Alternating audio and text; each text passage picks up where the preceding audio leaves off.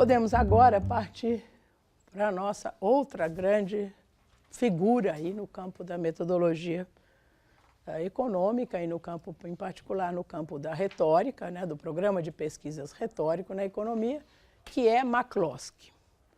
Antes Donald, hoje Deirdre. Chega no momento que ele chega na ideia do Friedman.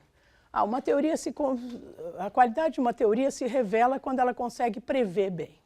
Bom, diz ele, diz McCloskey, a predição não é simplesmente possível na economia, né? E na prática, o que os economistas fazem não é prever, mas eles usam outros métodos, como, por exemplo, a simulação, mas outras maneiras. Eles contam histórias mais ou menos persuasivas. Eles, de fato, não submetem sua teoria ao teste falseador do ponto de vista das implicações ou das predições de sua teoria.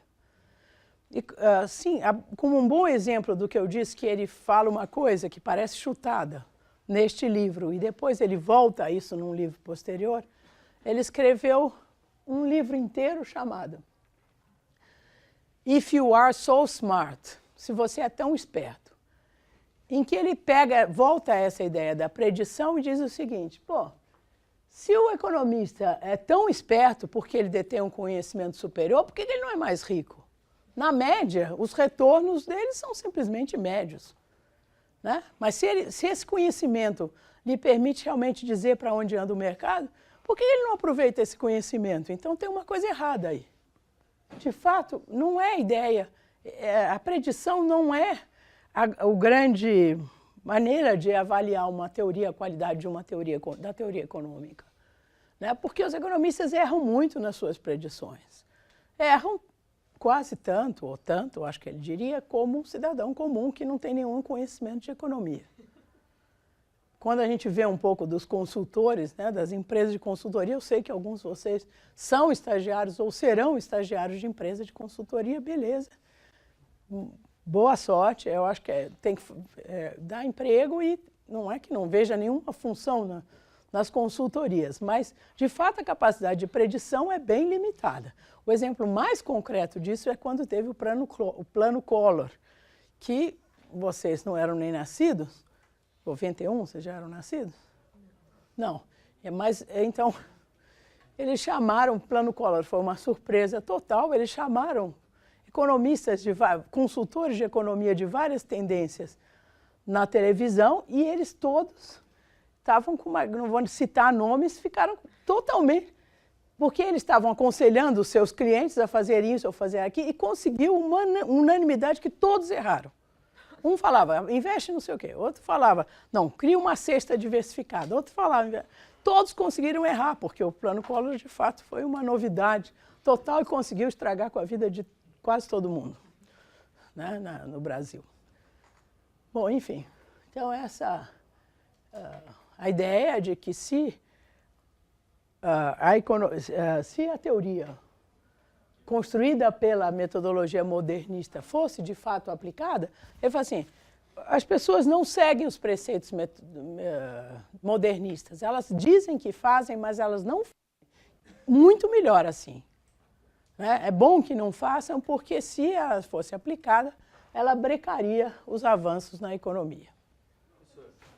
Oh, finalmente, fala. Eu não entendi muito bem nessa parte a diferença entre a simulação e a previsão. Não, a simulação é um método de... Imagine uma situação que o indivíduo sai compra um carro novo e sai da loja, quando ele virar a esquina o carro já está valendo muito mais, é informação assimétrica. Mas não é também uma forma de predição? Não, você não está dizendo que vai ser assim, você está num caso puramente imaginário. No entanto, é uma forma de aprender sobre a economia. Um dos grandes, se a gente tiver tempo no curso, a gente vai falar melhor sobre esse artigo do Akerlof, sobre que vocês já com certeza estudam sobre o mercado de limões, lá o que seja, que é baseado em pura simulação, não tem nenhuma evidência empírica ali e também não tem nenhuma predição. Apenas ele introduz uma reflexão que leva a conceito de informação assimétrica, que tem uma importância muito grande para o desenvolvimento posterior da teoria econômica. Em relação ao Friedman, o que ela fala assim, Friedman prega um método não segue esse método, que bom que ele não segue. Porque os trabalhos preliminares da McCloskey foram no campo de história econômica. Ela fez um estudo até parecido com o do Friedman, que trata da história do desenvolvimento das ferrovias nos Estados Unidos. Ela trabalhou muito com isso dentro de uma abordagem da cliometria, não sei se vocês já ouviram falar. É que é uma história econômica, mas bem quantificada, bem matematizada.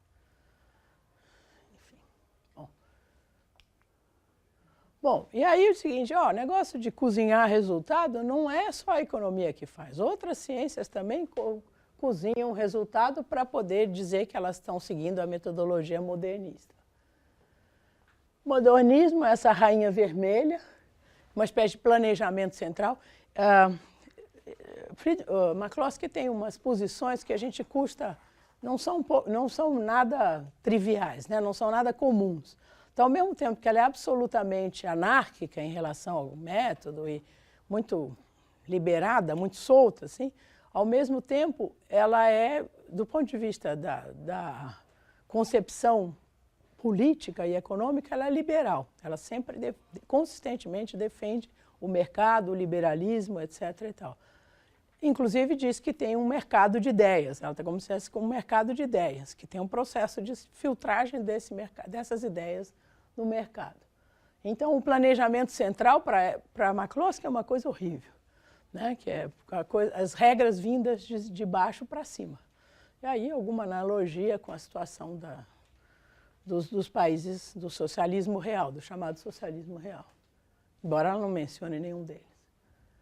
Então, esse planejamento, esse modernismo tem um decálogo, aí ele coloca lá os 10 mandamentos do modernismo, né?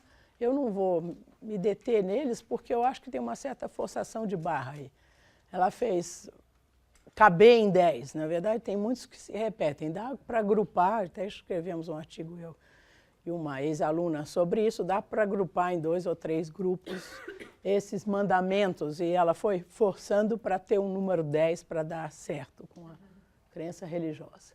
Então, o decálogo intolerante, fé na matemática, desconfiança da introspecção, né? Introspecção não é fonte de conhecimento, ao contrário do que pensavam os clássicos, como o Stuart Mill, por exemplo, né? Então, tudo tem que ser observação externa. E também desconfiança em relação ao que as pessoas dizem, ela faz menção diretamente ao Friedman, a desconfiança que ele manifestou em relação às abordagens baseadas em entrevistas com homens de negócio. Eles estão sempre mentindo, eles não sabem, no mínimo eles estão enganados, coisas desse tipo. Bom, e aí tem um pedaço que na tradução brasileira é impossível de entender, que a seção se chama Metodologia é Burguesa. Então, quem me ajudou a decifrar isso foi essa minha coautora, Rejane Araújo. Nós não entendíamos a tradução brasileira, voltamos para o inglês, nem assim a gente entendia, e a gente foi mergulhando no texto até conseguir entender por que a metodologia é burguesa. Então, a imagem é de um edifício com 3 andares, né? No andar de cima tem essa Sprache, sei lá como é que se pronuncia isso, que é a conversa civilizada. São as normas da conversa civilizada, beleza. Sócrates definiu essas regras, Habermas, depois a gente vai voltar um pouco a isso. Como é que uma conversa no plano ideal, como é que uma conversa deve ser? Por exemplo, a conversa do economista com seus leitores, ou com aqueles a quem ele aconselha. No andar de baixo, o método com M minúsculo, humilde e serviçal. Então, nada contra, uma caixa de ferramentas, os testes econométricos, beleza. Até um certo ponto, eles se prestam a vamos dizer, testar a teoria, então não há nada contra esse método com M minúsculo, que é humilde e serviçal. O andar de baixo que é o problema, que é a metodologia com M maiúsculo, que é essa metodologia modernista, arrogante, pretensiosa, todas as qualificações que ele faz. Ele faz uma comparação com uma comédia do Molière, chama-lhe Bourgeois, Gentilhomme. E por que a metodologia é burguesa? É porque ela está no meio entre Esses dois segmentos aí. Bom, então, vamos voltar para o andar de cima. A economia, de fato, deve se sujeitar às normas da conversa civilizada, a tal das praxes. Então, uma vez eu assisti um debate entre a McCloskey e um outro metodólogo chamado Mack, que eu já mencionei para vocês, Uskal e Mack. Uma sala, assim, mais ou menos um terço dessa, era um congresso que eu tive a sorte de estar lá naquela sala naquele momento. E os dois, McCloskey era dono naquela época, foi em 93, e eles discutiram violentamente, porque o Mack, que apresentou um trabalho chamado Diagnosing McCloskey. Aí, depois que ele acabou de expor o trabalho dele, deram a palavra ao paciente para se defender. E nessa palavra ele comprou lá uma briga, disse que isso assim, assim, ele só aceitava porque ele não era, a língua inglesa não era nativa para ele, porque ele chamou a McCloskey de um hilarious economist. E hilarious na terra dele quer dizer isso e aquilo que ele não ia aceitar, talvez eles pudessem resolver isso na esquina. Quer dizer, McCloskey é um teatro, faz teatro, né, o tempo inteiro, faz... Enfim... e aí, uma das críticas que o Mack fazia é que ele não tinha definição nem de retórica, nem de metodologia, né? Nem de verdade, desculpe, nem de retórica, nem de verdade. Era impossível encontrar pelo menos 6 sentidos de retórica e não sei quantos sentidos de verdade no texto. E aí McCloskey respondeu dizendo que a concepção dele, das duas coisas, tinha várias partes, né? Era como se um elefante. Uma hora ele estava falando do rabo, outra hora estava falando da tromba, etc. e tal. Portanto, é claro que não tinha um sentido unívoco, porque tinha todos esses sentidos. Enfim, discussão lá deles. Oi? Nesse sentido, conforme eu li o texto, eu senti que ela não considera muito a epistemologia, né? E aí, talvez, o fato de não ter uma definição para metodologia ou retórica, talvez tenha a ver com isso. Não tinha uma definição também para a verdade. E aí é um ponto importante, porque quando a McCloskey é pressionada, mas afinal de contas, o que é verdade para você? A verdade para mim é um conceito a verdade é uma quinta roda. Ela pode atrapalhar se ela quebrar, mas não precisa dela para fazer avançar o automóvel. Ou então ele fala assim, a verdade é assim, a verdade é o juízo final. Você já aprendeu sobre o juízo final, Érica, em algum momento da sua vida? Não? Tem gente aqui que já aprendeu, né? Qual que é a ideia do juízo final que está aí na Bíblia? Vai acabar o mundo e daí você vai ser julgado por que você fez. Isso, vai ter um apocalipse, né? E aí todo mundo vai ser transparente para todo mundo. Você foi aquele, assim, que me fez aquela coisa e tal. Aí a verdade vai ser, todo mundo vai ter consciência da verdade. Então, quando perguntado, a McCloskey diz assim, essa verdade com V maiúsculo, adoro esse negócio de V maiúsculo, V minúsculo, do juízo final, não é alcançável. Portanto, nós vamos ficar com as nossas verdades com V minúsculo, que são mais perto do consenso do que, de fato, da concepção clássica de verdade, correspondência com a realidade. Bom, então qual que é essa parte aí da retórica? Essa tal norma da conversa civilizada que foi definida pelo filósofo lá de Frankfurt, Habermas, né, que eu já falei para vocês, que fala muito bem sobre comunicação, sobre retórica. Enfim, é um grande filósofo. Que é isso assim, olha, no discurso, como é que a gente deve se comportar na hora que a gente está defendendo uma teoria? Não minta, preste atenção quando os outros falam, não fique assim, na hora que os outros falam, fica lá, ou escrevendo alguma coisa que não tem nada a ver com o que o cara está falando. Não grite, fale baixo, ou defenda suas ideias de uma forma educada. Deixe os outros falarem, não queira só você falar ao mesmo tempo. Tenha a mente aberta, né? Seja receptivo a ideias diferentes das suas, né? Explique-se quando perguntado, não é aquela coisa que você vê em seminário, o cara vai lá, debate o texto, faz uma pergunta, o outro responde, não tinha nada a ver com aquilo que foi perguntado. Aliás, é um bom recurso para a defesa de tese, por exemplo. Você tem que ter umas respostas preparadas para eventuais perguntas. Mas se a pergunta for diferente e não ocorrer nada no momento, fale aquela resposta, porque depois não vai ter tempo de ser cobrado. Não recorra à violência ou conspiração em defesa de suas ideias, quer dizer, não vai lá, regimenta, conchava umas pessoas para defenderem você, para te elogiarem, para você ganhar aquela discussão. Enfim, tudo isso num plano evidentemente ideal. Né? Quer dizer, isso de fato, a conversa civilizada seria uma conversa assim. Não quer dizer que as pessoas pratiquem isso, e McCloskey tem clareza disso, não quer dizer que elas praticam isso. Mas eu acho que tem um ponto a mais. Quer dizer o quê? Que as pessoas, nem sempre o fato de elas respeitarem essa regra, não só não garante que elas sejam, que as suas ideias sejam aceitas. Então, às vezes, as ideias aceitas são as ideias das pessoas que mentem, zombam, criticam, respondem uma coisa que não foi perguntada, conspira, etc. e tal. Ou seja, para ser persuasivo, isso não garante a persuasão. Ao contrário, a infringência dessas regras, às vezes, leva à persuasão. Eu continuo com a McCloskey. Ela diz o seguinte, que a alternativa, todo mundo critica assim, bom, então você quer anarquia, você não quer metodologia modernista, em lugar disso ficam vagas regras de retórica, portanto você quer anarquia. Ela diz que não, boa ciência é boa conversação, então as regras da retórica que valem. Retórica é a melhor maneira de entender a ciência e outras ciências também têm retórica. Todas as ciências têm retórica, não apenas a economia. Num determinado ponto do livro, que não é nesses capítulos que eu pus no Xerox, McCloskey faz uma distinção entre dois conjuntos aqui. De um lado, então, cada conjunto, se vocês olharem a linha nesse quadro, objetivo, subjetivo, ciência, discurso, são pares que se confrontam.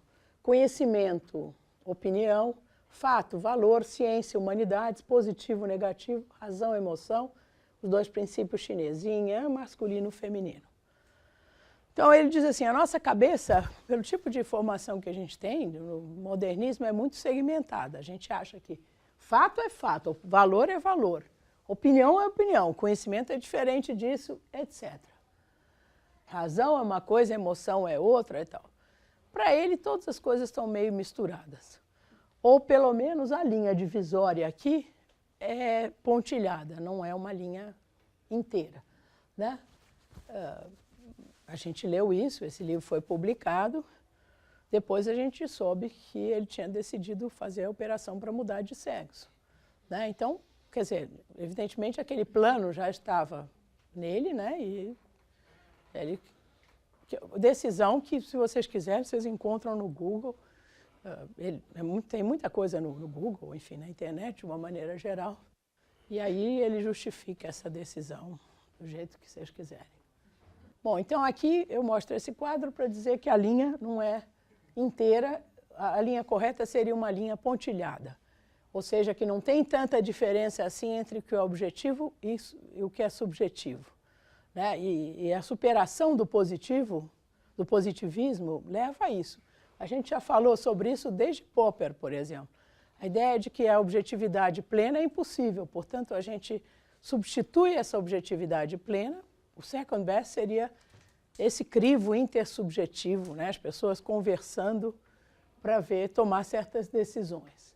E aqui, ciência, também desse lado esquerdo tem a ciência, do lado direito tem o discurso ou as humanidades. Então, a crença seria que a ciência não tem nada a ver com o discurso, mas é claro que tem. E aqui eu acho meio mais complicado a ciência e a humanidade. Ciência de um lado e humanidades de outro. O que seria humanidade? História. Às vezes história é vista como ciência, mas pode ser mais para humanidades. Literatura.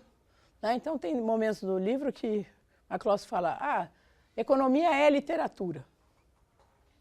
Aí chamaram um crítico literário que escrevia também nessa pós-moderno para um congresso em que o McCloskey estava participando. Aí o crítico literário falou, não, espera um pouquinho. Também não é assim. Quando a pessoa escreve um romance, ela não tem compromisso nenhum com a realidade. Né? Não tem nenhum compromisso. A ciência pode ter compromisso e não conseguir cumprir, dar conta desse compromisso, beleza. Mas pelo menos existe esse compromisso, existe a expectativa em relação aos leitores desse tipo de texto científico. No caso de um romance, não existe. Portanto, literatura não é ciência. Não temos nenhum problema com isso. É uma forma de expressão muito bela, a gente adora ela, mas não é ciência, não tem a pretensão de ser. Bom, vamos começar pelo menos a ver o que fica dessa discussão, né? Então a gente já viu retórica de 3 pontos de vista. Klammer, Pércio Arida, da McCloskey. A mais polêmica, vamos dizer assim, é da McCloskey. Mas como é que a gente fica? Será que a retórica, de fato, deve substituir a metodologia? Claro que não. Mas tem virtude nessa abordagem retórica, que é o fato de ir além do positivismo e se contrapor ao dogmatismo, né? Então, isso a gente está fazendo desde o começo do curso. A gente confessou claramente para vocês que tem uma posição de pluralismo, de abertura a diferentes abordagens, e o contrário disso é o dogmatismo. Portanto, esse dogmatismo, de fato, tem que ser abandonado. Venha com que roupagem vier. Também essa discussão sobre retórica, que foi muito ativa, né? E o fato de haver um livro em português também mostra que isso aconteceu bastante.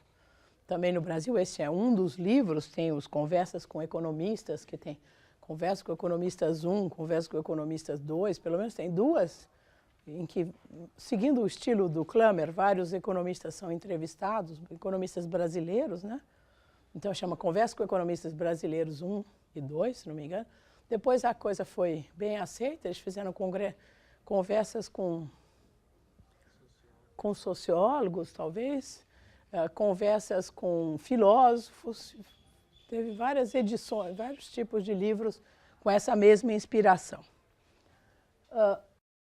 Também ajuda a perceber essa abordagem que muitas controvérsias na ciência se resolvem, quando se resolvem, resolvem-se retoricamente. Quem tem um discurso mais eficiente, quem consegue o discurso mais eficiente.